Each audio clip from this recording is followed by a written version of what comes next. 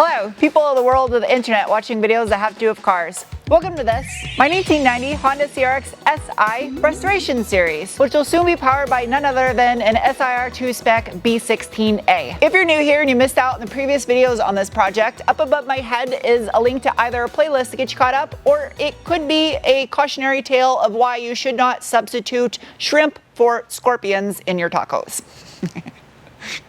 Side note, they are extra spicy. 行為26 ACDC みたいに黒に戻ってでも本場 In the previous video, I said this was ready for the black high build primer, which is also subsequently the sealer, because it can be mixed either way.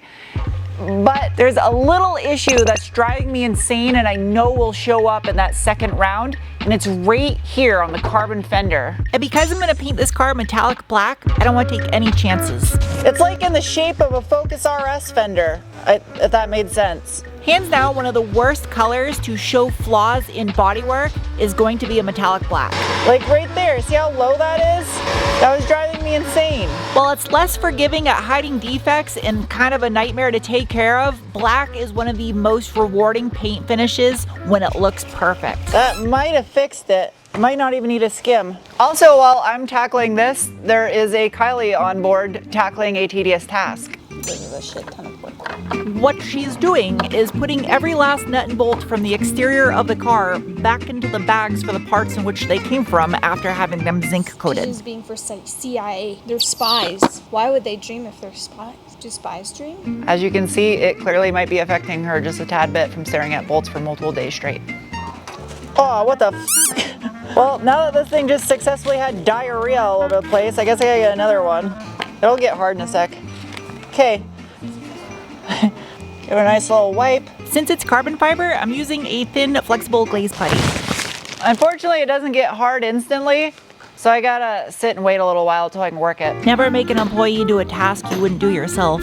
I promise this is not a body working video, but I'm starting it off by making sure it is 100% and I didn't skimp out on anything.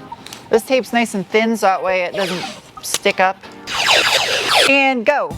If you're watching this and you've ever personally gone to a body shop to get a quote on having your vehicle resprayed and then was given a figure that was seemingly astronomical to you, the reason being is because this right here, what you're seeing, when you think it's good enough, you're like, I can just shoot paint on it now. You want someone that's gonna say, no, that's not good enough. I need to do the little bit extra to make it look perfect once the paint's on it. And that costs a lot of money. Yeah, that is ready for, it might not look like much, but that's because it wasn't much. It didn't need much to be perfect. And that is it. There were the highs, there was the lows, bada bing, bada boom. After doing this CRX, I'm 100% certain this will be the last car I ever paint bodywork ever again on YouTube.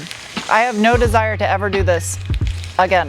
95% of people probably would have never found the defect right here, but I could see it and I couldn't leave it. Whilst that gets hard, I gotta edge it out. A common failure point on cheaper respray jobs or used vehicles you may be purchasing that have been repainted before is along trims or edges of panels where this edging out task was not properly performed. You need to create enough mechanical adhesion by sanding these areas that often require jamming your fingers into them so that way the paint adheres all the way to the very edge. As of right now, the car is like 99.9% ready to go in the booth.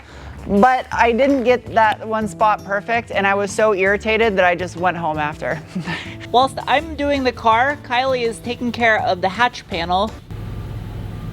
But the hatch panel. Normally I like to knock out the stuff that is the most painful to do first. That way I have nothing but the easy stuff left over, but I don't care right now. Because I'm a good boss, I wanted to give Kylie the opportunity to do the same tasks that I was doing because they looked a lot more fun than measuring and sticking bolts in bags. Or so she thought.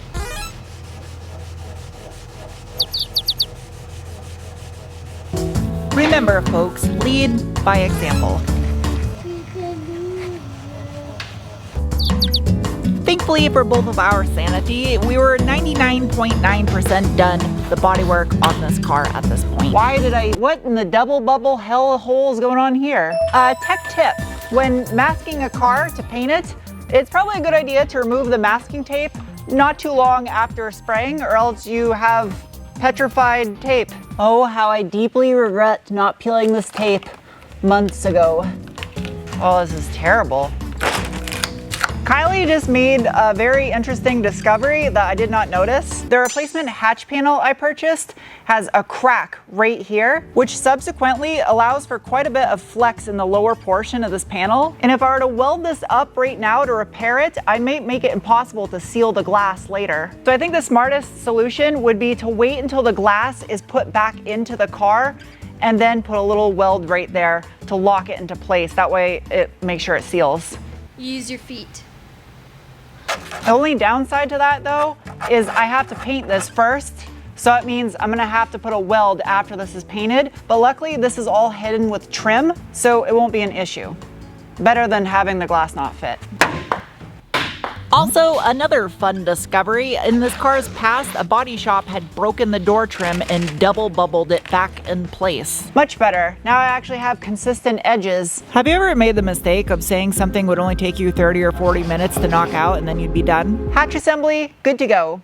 When we had started out in the morning, in my head I was thinking that it would take just as long to edge out the entire body of the car as it would take for Kylie to prep just the hatch portion. And lo and behold, 3 to 4 hours later, with 2 of us working on the vehicle, we finally came to a point where all of the edging out was finished. And we would definitely, absolutely not have to do any more of that the following day.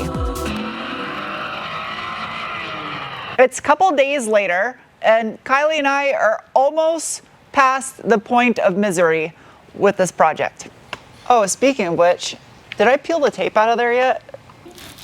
I was trying to reuse all the same mask job from the very first round of high build primer.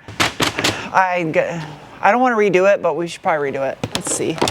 Yeah, see? And with one final exhausting push, da-da-da! Several months worth of bodywork on the CRX was coming to a close. Am I away from it? Yeah. It's crazy how small this thing is. Wait, you did all of this, right? Yeah, that's already been scuffed all inside there. For those of you that are just wondering why these videos take so long when it comes to the sanding process, this is the stuff right here.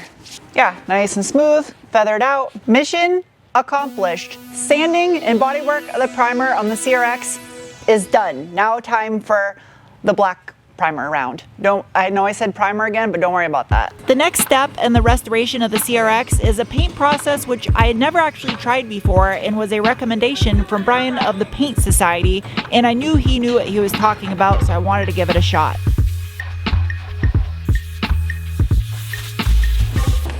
Are we clear? Okay. Sweet.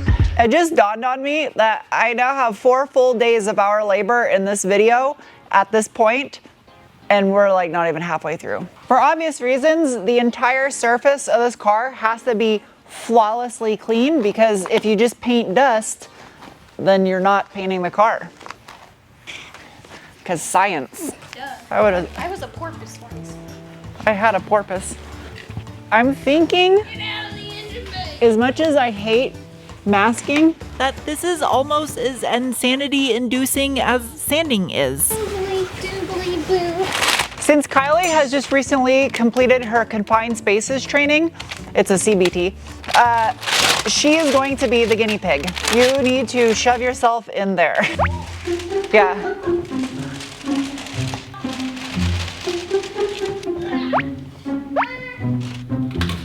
Well, it's all coming off now. Wow, it's hot in there. I feel the heat coming out of it. Really? Did you fart? Why do you have I'm just trying to gas it up. Why do you have sunglasses on inside there? Dust. What's the planet that Riddick is from? Are you from Furia? Yeah, it's actually not that dirty in there. I thought it would be. Initially, the plan was to reutilize the masking job from the gray high build primer. However, that started to make less and less sense the further we dug into it. If we do this correctly, this is about the same size as the sunroof. Why is it hairy? The Sarah knows how big the sunroof is because she knows how big the sunroof isn't. Hopefully this reaches. Hold it just like that. In order to make sure there was a nice uniform finish in the base and clear in the sunroof opening, it all had to get back masked from the inside of the car. I don't know if I'm supposed to say shukaka. So I have to do this because when the hatch is open, you know what I mean? Which subsequently meant that same logic had to apply to the hatch opening as well. If I just blow the final base and clear over that, then that's a potential for rust to grow. Do the right thing or don't do it at all. Oh yeah, good thing I did that.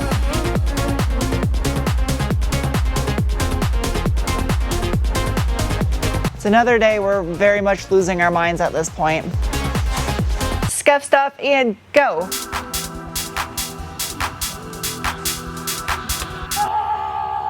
Like everything else paint and bodywork related, when it comes to making YouTube videos, something that looks like it takes 15 or 20 minutes actually takes multiple hours, even with 2 people working on it. Oh no! While I could have used plastic to mask this off, I personally feel paper does a much better job when it comes to the air pressure and paint being thrown at it. I would take these things out of their little pockets, but the problem is they will break if you take them out, and you cannot get these anymore. So I don't want to paint them, even though you'll never see them again. Preparation complete. After months and tens, if not hundreds of hours of tedious bodyworking from bare metal, This thing always slips off. it all comes to a point now to see if it'll all pay off. I'll try to go slow so I don't knock it off. I gotta admit, the $400 inflatable paint booth I bought to spray the primer in has actually held up pretty well for multiple uses so far. The main trick being utilizing this pop-up canopy on the inside in case there's ever a power failure so it doesn't collapse on the paint job.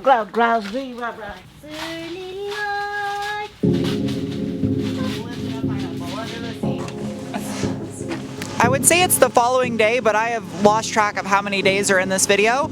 But what it is paint day. The booth is set up, everything is ready to go. It's in the low 80s outside today. Which, in case you're not aware, the ambient temperature is extremely important when it comes to choosing the products for painting a vehicle. The temperature of the paint surface is 80 degrees. So it's about 80 degrees in there. Just in case someone says that's the plastic, not the car. 82 degrees. None of the products I'm using in this video are sponsored, just FYI, but I'm going with a Color Build Plus primer that can be mixed as either a surfacer or a sealer. So I'm going to be doing this as a surfacer, and then I'll do the sealer when I actually shoot the black. Now I gotta shake it for the next 10 minutes. We'll fast forward through that. My makeshift mixing table. It's not the greatest, but it gets the job done. Oh yeah, this stuff's thick. All right, I'm gonna put it on the floor. It's looking pretty good. Oh geez, that's thick. So the first one is the actual color build, that's actual paint, and then I'm gonna use a surfacer hardener and a surfacer activator. And if I were spraying this as a sealer, I'd be using the reducer and a hardener. I've never used this stuff before, so this is my maiden voyage. I don't believe there's induction time. I read all the TDS and didn't say it, so. Induction time essentially is a period of time you'd wait after mixing the 2 parts together before spraying it. And while it doesn't have that, however, it does have a fairly short pot life. Oh, that's so much better. See how thin it is? You've never seen a car painted in person, right? So this is Kylie's first time ever seeing a car be painted in person. Yeah, this stuff is not that thick. I was thinking it was gonna be super thick judging by what was coming out of that can, but. Remember that part where I said this had a short pot life? Yeah, I probably should have did the wax and grease on the car before mixing up the paint. Should be good. Should be good. I then suit up and go over the car one more time with a microfiber and compressed air to make sure there are no dirt nibs on it, fill up with paint, set my spray pattern, and get to work laying down this black surfacer on the car.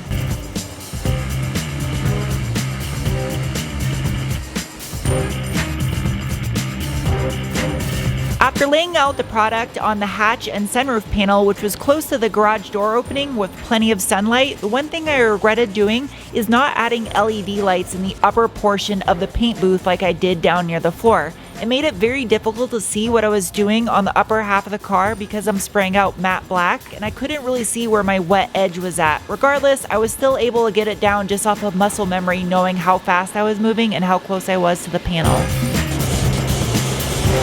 This stuff has a 6-minute flash time between coats, so I can essentially just start on my second coat right away.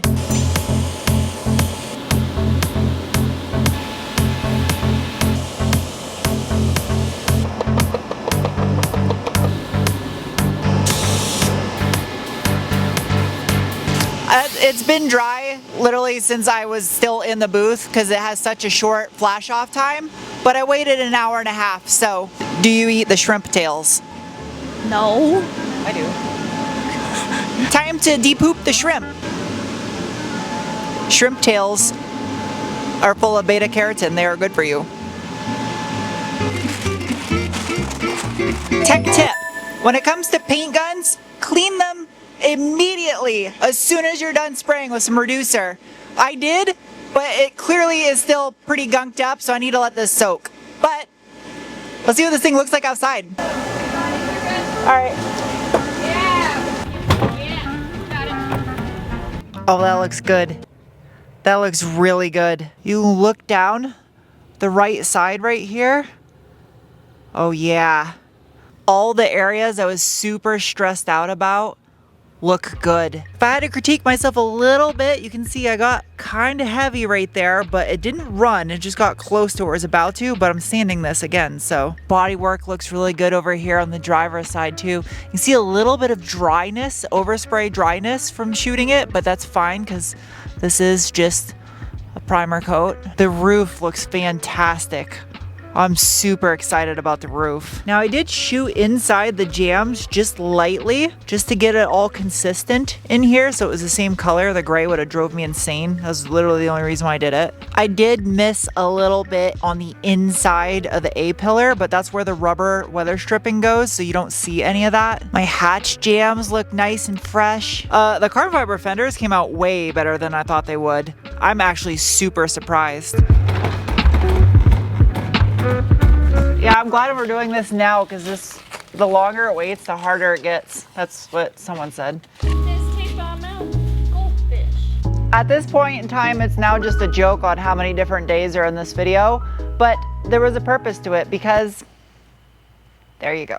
The next video you see on this car will be painting the engine bay, not just in black primer, but complete base and clear. And as far as this goes, it just needs to be DA'd in 500 and it's ready for base and clear. The body work is done. Don't worry, there's none more of that coming.